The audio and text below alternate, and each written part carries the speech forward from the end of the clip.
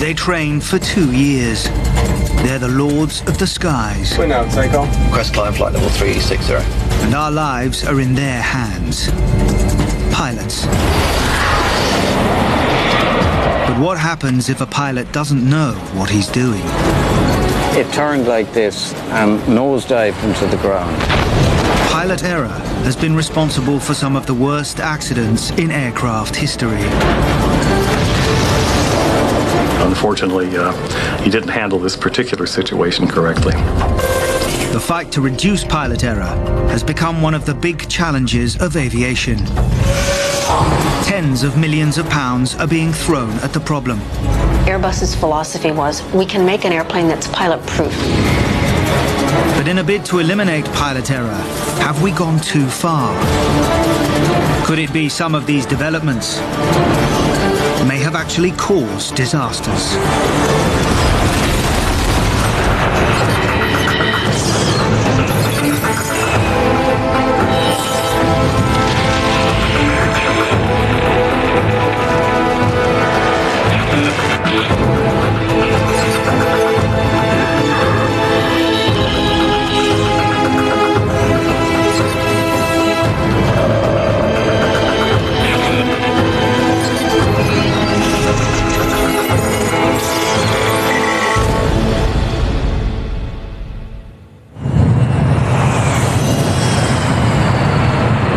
Qantas is the safest airline in the world.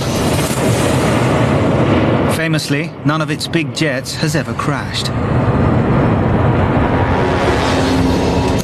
But in autumn 2008, that reputation is suddenly on the line. Qantas Flight 72 is travelling from Singapore to Perth. It's an Airbus A330, one of the most modern aircraft in the world. At the controls, the flight crew are equipped with the latest technology designed to make flying safer.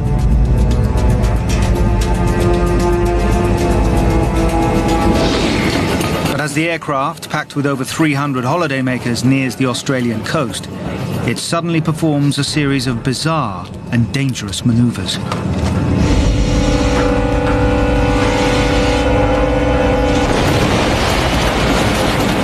First, it climbs 200 feet. Then, equally suddenly, it drops 650. What's the plane doing? What's the plane doing? In the cabin, there's chaos.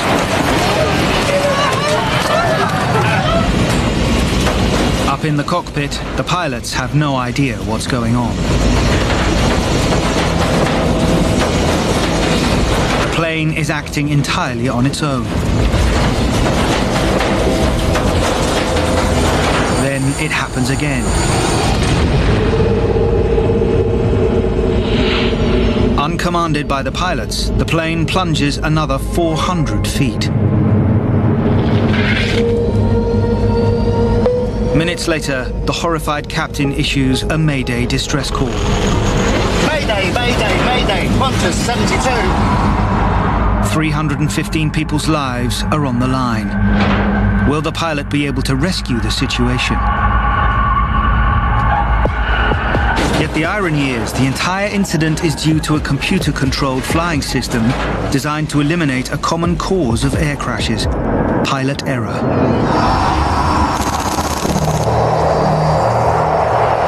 Just how serious the problem of pilot error can be is brought home to the people of Britain in the winter of 1989. British Midland Flight 92 takes off on a routine flight to Belfast in Northern Ireland. On board are 118 passengers and 8 crew. The aircraft is one of Boeing's new 400 series 737s.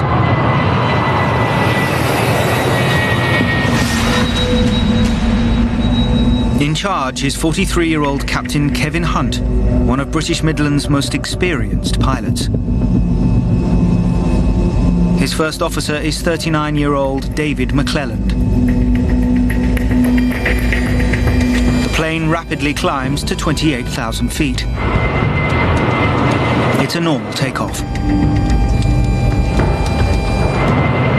But then, 13 minutes into the flight, just as the aircraft is about to hit cruising altitude, there's a shock.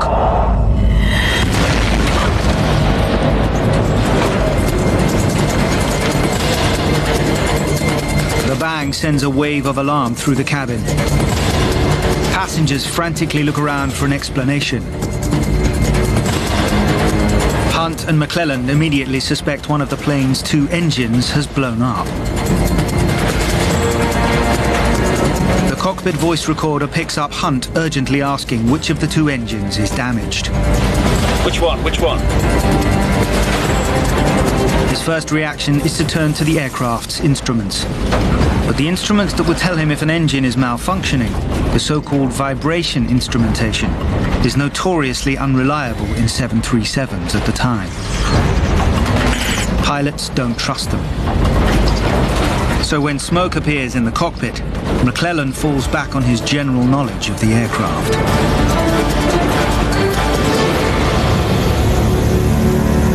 This tells him the smoke must be coming through the air conditioning system, and this, in 737s, is powered by the right engine. The cockpit voice recorder now picks up McClelland making a clear decision. It's the right one, it's definitely the right one. Shutting down the right.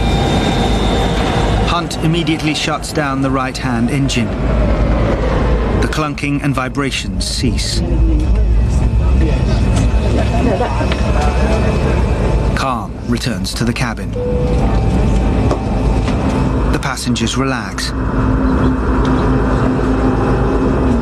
But minutes later, there's another, even bigger bang.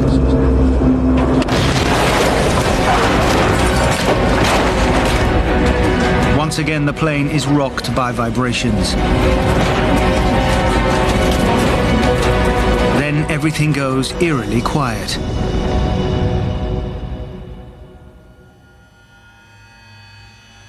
The second left-hand engine has died.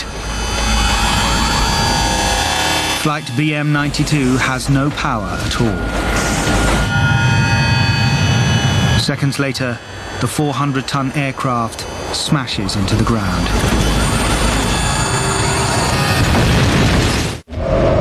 An airliner with 118 passengers on board has crashed on the M1 motorway in Leicestershire. In Belfast, the flight's destination, anxious relatives wait at the airport for a plane that will never arrive. Initial signs suggest there won't be many survivors. Ed Trimble led the air crash investigation. Mr. Trimble, BBC, can we talk to you? I'm sorry. I think most investigators would have said the chances of many surviving that would have been low. Clearly the aircraft is flying at over 100 knots on the approach, and suddenly it's been brought to a halt very abruptly indeed, and therefore one would have anticipated the G-forces would have been really significant. Amazingly, only 47 passengers die. 71 survive. We were down on the ground with a crash, all the lights were out, and we seemed to be at an angle of about 45 with the vertical. And at that time, really, there were a few people moaning in the cabin saying, "Oh, my leg's hurt, somebody please help me, I think I've broken my leg." The tailpiece that I was on actually appeared to break away and topple over, and at that stage I was left suspended upside down. Survivors are taken to hospitals across the region.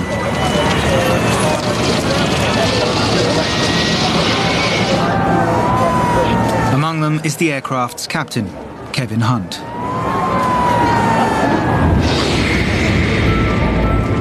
At first, he's hailed as a hero for at least bringing some people down alive. Considering the trouble he was obviously in, I reckon he must have nursed that plane to get so close. He must have done a brilliant job. But soon afterwards, questions start to be asked. We were getting reports of ground witnesses who had seen and heard this aircraft on the approach. What we were being told was that the left engine was covered in fire. It was like looking into a furnace, someone said. So clearly the left engine was in trouble during that approach. This fire in the left-hand engine would have been the first bang the passengers heard. But that shouldn't have been fatal. The twin-engined plane can fly quite safely on one engine. Clearly, that hadn't happened. So the question was, what's happened to the right engine? The right engine is minutely inspected. Slowly, an awful truth dawns. The full strip inspection of the right engine revealed that there were no problems with the right engine prior to the impact. It's the right one, it's definitely the right one. Shutting down the right. And yet this right-hand engine is the one the crew had shut down. So why had the pilot turned off his only working engine? The investigation will now reveal a classic case of pilot error. The pilots simply weren't familiar with their aircraft. Hunt and McClelland, not trusting their instruments, had relied on their general knowledge of 737s. This told them the smoke must be coming from the right engine, and so they'd shut it down. What they didn't know was that the new 400 series 737 is different from its predecessors. The aircon is powered by both engines. The smoke and smell came from the damaged left engine, not the perfectly good right one.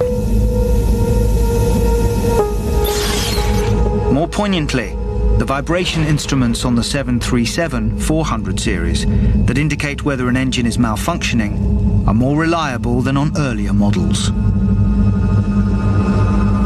These had relayed with absolute accuracy that it was the left engine that had gone wrong, but the pilots had ignored the evidence in front of their eyes.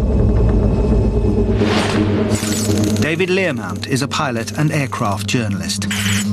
Both pilots had the vibration information in front of their eyes, and it was accurate. It was showing them where the problem was.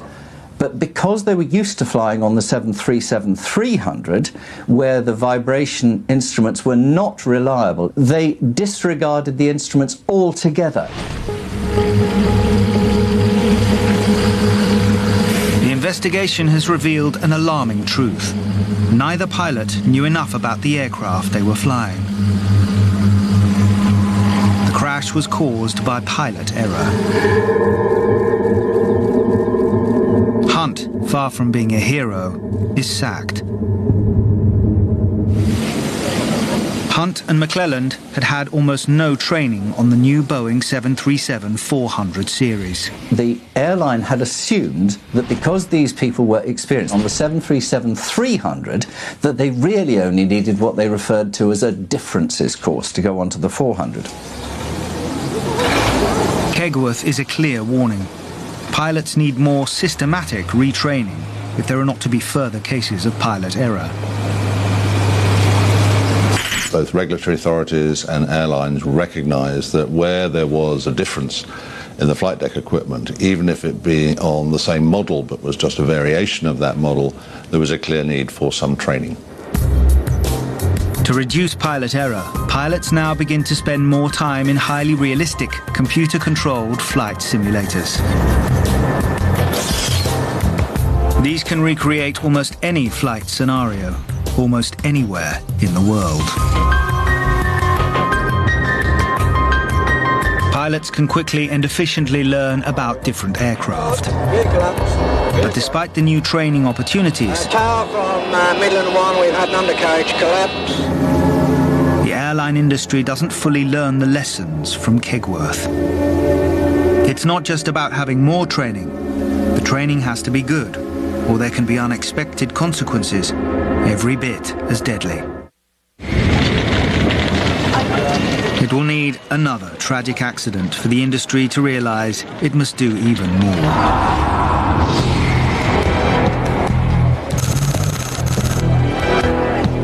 Autumn 2001, and an American Airlines flight takes off from New York's Kennedy Airport. Flight 587 is bound for the Dominican Republic. On board, many of the passengers are visiting family and friends. But almost immediately after takeoff, something goes wrong. Patrick Tuhig is a local Catholic priest. I spotted this aircraft going over. I thought, looking back on it, that it was flying a bit low. It turned like this and nosedived into the ground. So then I said to myself, oh my God, this is very, very serious. And I remember thinking how beautiful that plane looked in the last seconds of its life, because the sun shining directly onto that aircraft before it hit the ground.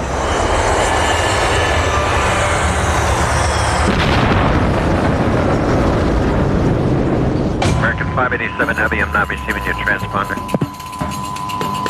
American 587 Heavy, New York. American 587 Heavy, New York.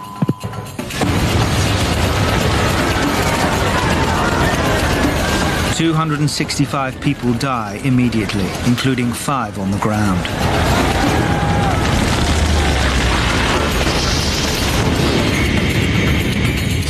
Christine Negroni is a journalist who's written extensively about the aircraft industry.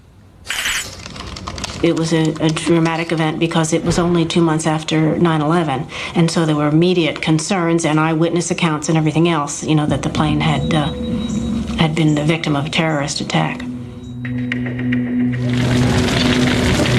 Why should a plane suddenly fall out of the sky and explode on the ground? So the general talk among people looking on was, gee, this must have been another bomb on that aircraft. It's one of the worst accidents in American aviation history. It was impossible to get really near the fire. It was so intense. If you saw the people in the immediate vicinity, they were stunned. One of the victims is Jose Laura, a law student. His sister still finds it hard to talk about it. It's really hard to live with this pain. Every time when I see my brother picture, I don't even want to see my brother picture, because I don't want to think that he's not here with us no more. And it's really hard. The man in charge of the crash investigation is Bob Benson. He immediately faces demands for instant answers. This is a very public disaster in a very public place. Well, there was a lot of pressure from the city of New York. The very first news conference we give, we always get the question, what happened here? What's the cause of this accident? And of course, we can never answer. The hunt for answers is hampered by the sheer scale of the devastation. There is almost nothing left of the aircraft. My initial thoughts are really about the magnitude of our job. A lot of times in these types of accidents, we get a lot of information out of the wreckage itself. But in this case, unfortunately, the fire was so complete, the aircraft was full of fuel when it hit the ground, that we had very few physical clues to look at. But then they find one massive clue. It had to do with the vertical stabilizer of the airplane that was floating in the bay over a mile away from the main impact point. It would be very strange if a terrorist simply blew the tail off of an airplane. And so we thought early on that we were probably up against something a little more complicated than a terrorist attack. It is the case that the National Transportation Safety Board is the lead agency, because all information we have currently is that this is an accident. But if it is an accident, what caused it?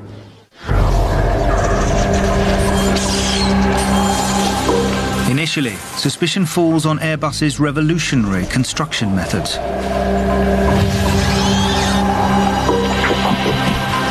large parts of the aircraft are made from a new material known as carbon fiber composite. Composite materials are a bit of the wave of the future. Strong, and as importantly, they're lightweight, and in the airplane business, weight equals money. One of these carbon fiber components is the aircraft's tail and its attachment points. Had there been a massive failure in this revolutionary new construction material, the implications are horrific. Alarm bells were set off. We worried a lot about the rest of the Airbus fleet, whether or not there were inherent weaknesses in other Airbuses. If Airbus are building aircraft with flawed components, could hundreds more drop out of the sky? So we spent a lot of time studying, testing the strength of these components and how good the design was. They use an ultrasound scanner to test the material for hidden hairline cracks or weaknesses. Unlike metal, the fractures and stresses can't be seen by the naked eye. They re-examine the design. They examine other Airbuses. They can find nothing that explains why the tail should shear off. Turned out to be pretty much of a red herring. The design was stronger than it was certified to be. But if it isn't a structural fault, why has the plane's tail fallen off? In a hunt for other clues, Benson's team recreate the aircraft's last minutes.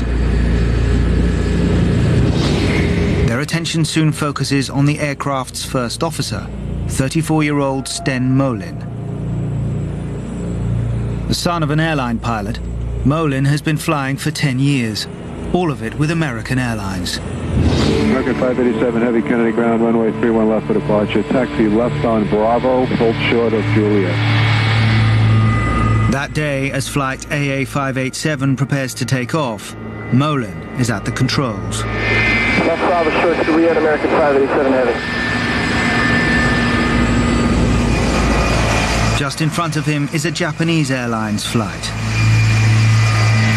As the Japanese flight climbs, its engines generate powerful vortexes of wind. They are known as wake vortexes.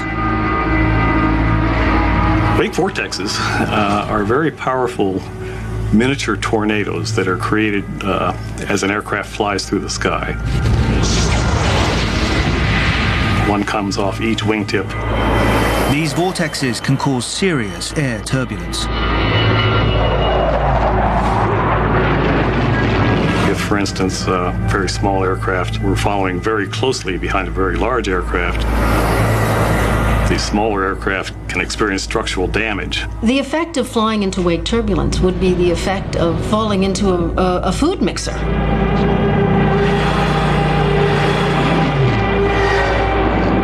So the planes following need to keep their distance. Air traffic controllers know this. Every pilot is expected to know it because that's a lot of upset in the air.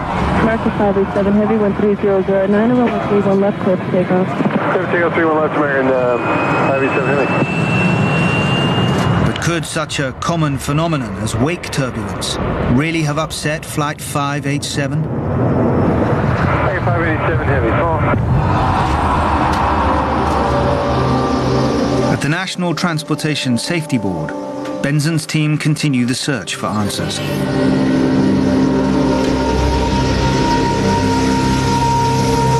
They examine the aircraft's battered flight data recorder for evidence. They turn the numeric data into an illustration of what happened. Gradually, they piece together Flight 587's final minutes, and it's all about pilot error.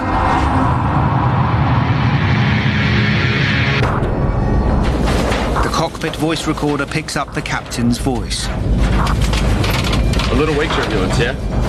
Molin replies.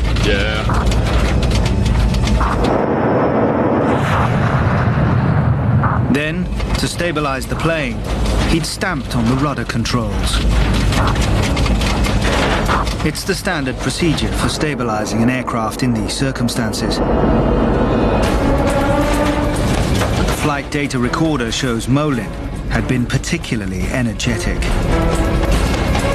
First, he'd forced the rudder sharply to the right, then to the left.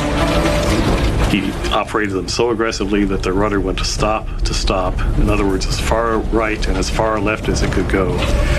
4 times in 7.5 seconds. Back and forth. Bang, bang, bang, bang, bang. The rapid movement creates huge stresses on the aircraft structure. Eventually, they become just too great. The first officer put loads on the vertical stabilizer that were twice the design loads that the thing was certified to take, and it ultimately failed.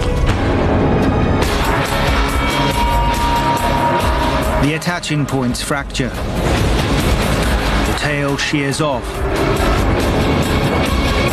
And the plane smashes to earth.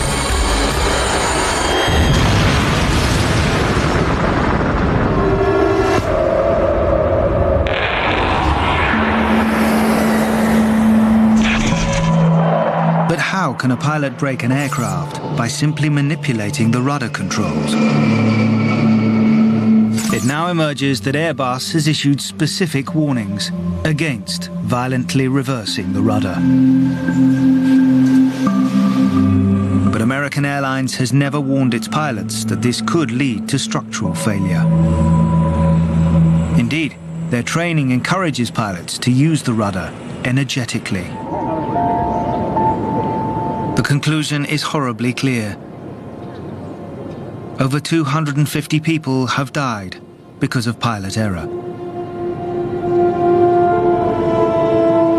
Molin had simply not been properly trained to fly an Airbus.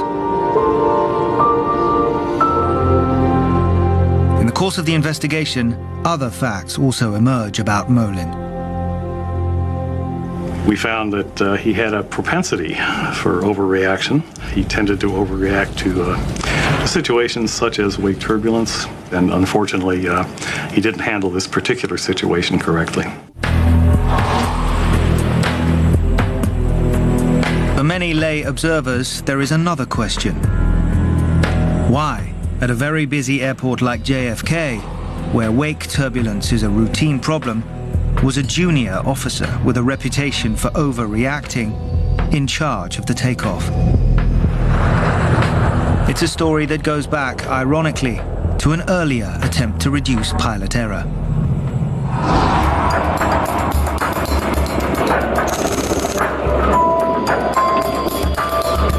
London, Heathrow, 1972.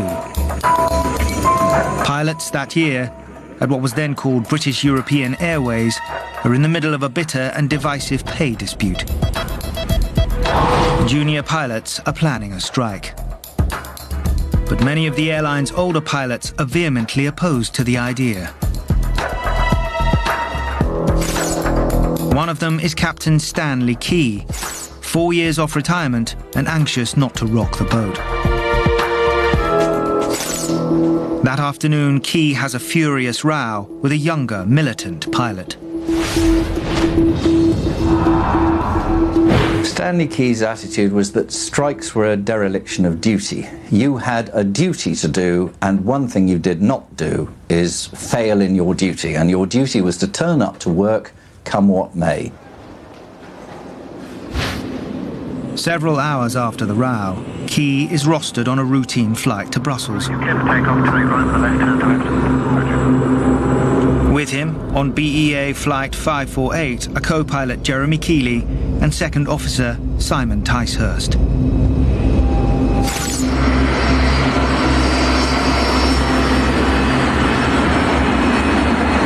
As the aircraft climbs out of Heathrow, Key, at the controls, is said to be still fuming from the row. Suddenly, things go wrong. 2.5 minutes into the flight, the aircraft goes into a stall.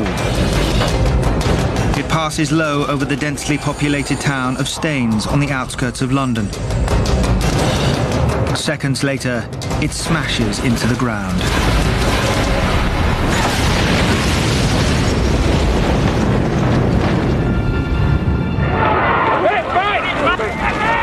Almost immediately, sightseers clog the area.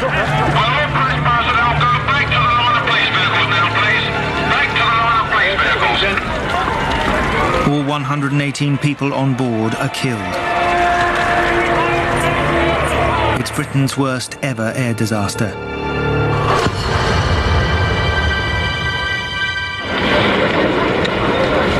Within hours, air crash investigators arrive. As they pick through the rubble, they find something very puzzling. The flight recorder we took away last night rather suggests that something went wrong with the leading edge droop around about 1,800 feet. Droops are flaps on the front of a jet's wings that extend to provide vital extra lift at low speeds. A Trident must reach 3,000 feet and be flying at 225 knots before the droops can be safely retracted.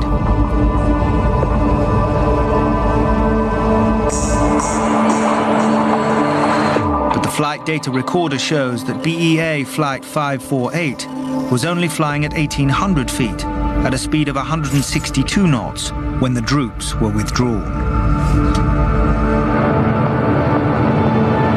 It's much too soon. The plane will have gone into an immediate stall. This was the first error, but it should not have been fatal. As the aircraft instruments sense a stall, an automatic emergency procedure kicks in. Chris Woods is a former Trident pilot and trainer. The first thing that happens is a warning.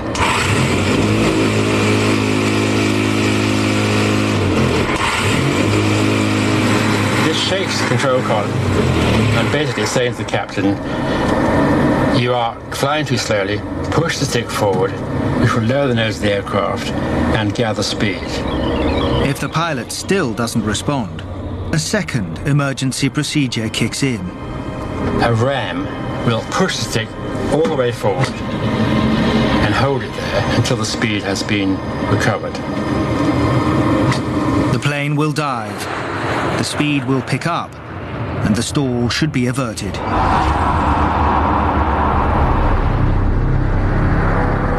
Yet the flight data recorder shows that somebody has overridden these alarms. Why? What had caused Stanley Key, an immensely experienced pilot, to make such a basic error? And why had neither of his crew stopped him?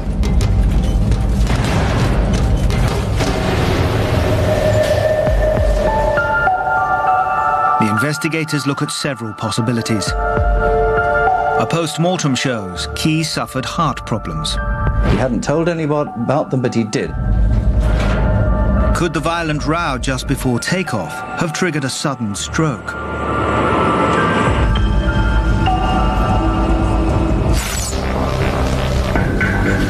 An even more surprising clue comes from a piece of the aircraft's debris.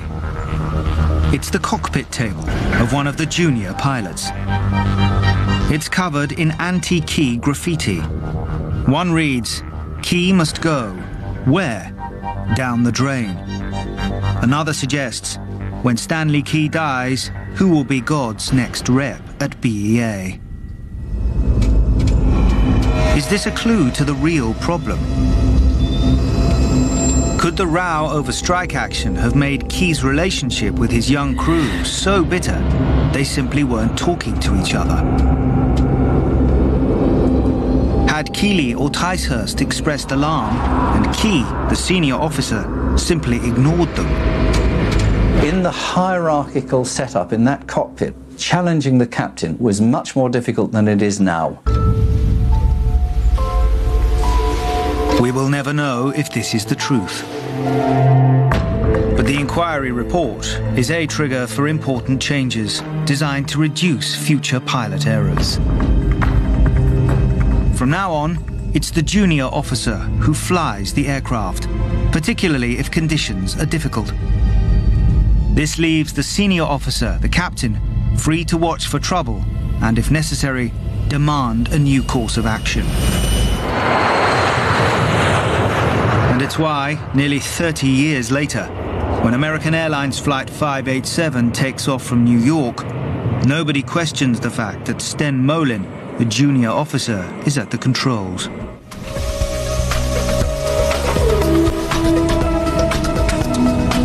By the early 2000s, the lessons of accidents like Kegworth and Queen's have finally been driven home.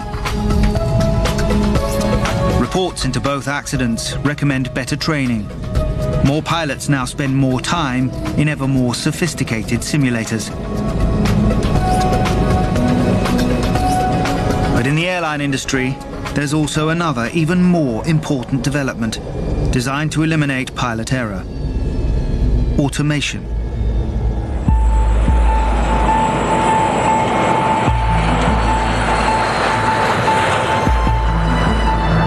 The leader in the field is the European aircraft manufacturer Airbus. In the mid-1990s, Airbus launches the new A330 series. It's one of the first aircraft to make extensive use of the new digital technologies. It's so clever, it can almost fly itself. Airbus's philosophy was, we can make an airplane that's pilot-proof, that will protect the airplane from the wrong decisions of pilots. And in effect, they have done that. Martin Alder is an Airbus pilot. To have a simple input control stick on the control column, just like your games computer. This stick is like a mouse on a computer and takes instructions from the pilot. But the aircraft's autopilot also receives data from a mass of other inputs scattered through the plane. Computers take information about the speed, the altitude, and centre of gravity of the airplane, and they add or subtract from the pilot's input to make sure that output that goes to the control surface on the wingtip is exactly what's required to do the job. It means the controls are always trimmed to provide maximum efficiency. Flying becomes much less reliant on a pilot's skills. Now, with the digital fly-by-wire, even a pilot of average ability would have no concerns about it. Even more importantly, the software will override the pilot if he makes a mistake. It limits the bank angles that the pilot can apply. It limits how far nose up the airplane can go, how far nose down, to make sure we don't fly too fast and damage the airplane, manoeuvre too abruptly and damage the airplane, or fly too slowly and lose control of the airplane. The airplane won't let them do anything that might cause the airplane to crash. Apart from takeoff, which still can't be fully automated, there is almost nothing a pilot need do except gaze at the ultra-modern liquid crystal displays. Pilot error is all but eliminated. Flying becomes much safer. Or does it?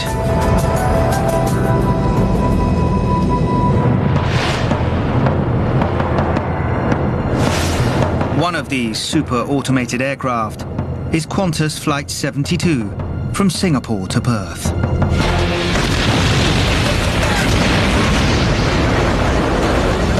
The plane has just made 3 dramatic changes of course without the pilots doing a thing.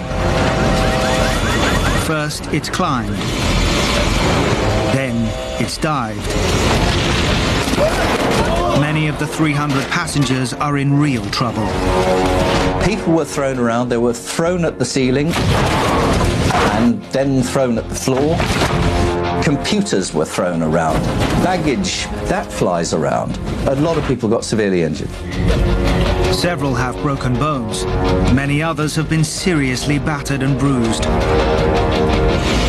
The pilots now frantically wrestle to seize back control. But for hours they've been gazing at the screens and nothing's happening. It's lulled them into a false sense of security. But now takes valuable minutes to grasp what's going on. When you have a failure, there is obviously a startle factor. We are human.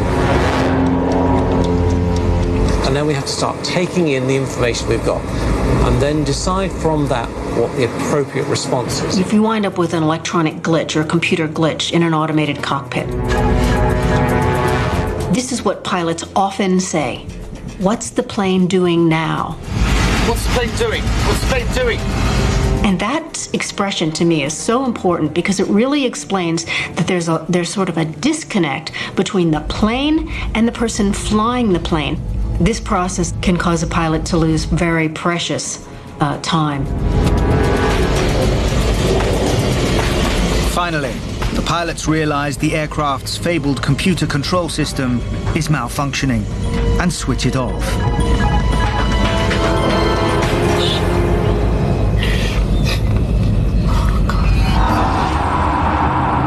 "40 minutes later, the plane makes an emergency landing in Western Australia. Everybody has survived, but it's been a close call.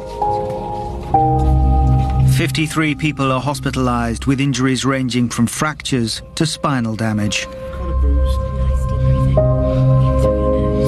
So what's happened on this nightmare flight?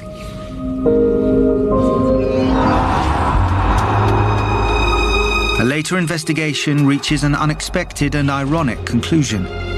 It's the very system designed to reduce pilot error that's caused the problem. The plane is equipped with sensors that automatically monitor the angle of flight. These appear to have sent corrupt data to computers controlling the autopilot. First, they tell the autopilot the plane is descending steeply. In fact, it's flying normally. You've heard it about computers. If you tell them the wrong thing, they'll assume it's correct and they'll start acting accordingly.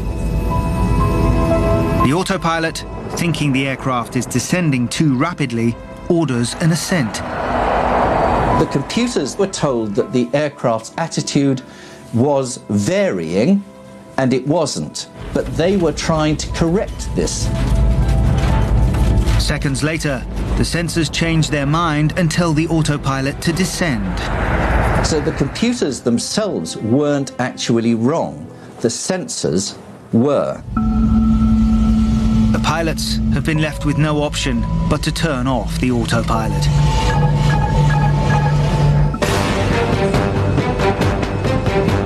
Today, modern cockpits are better equipped and designed to assist the pilot than ever before.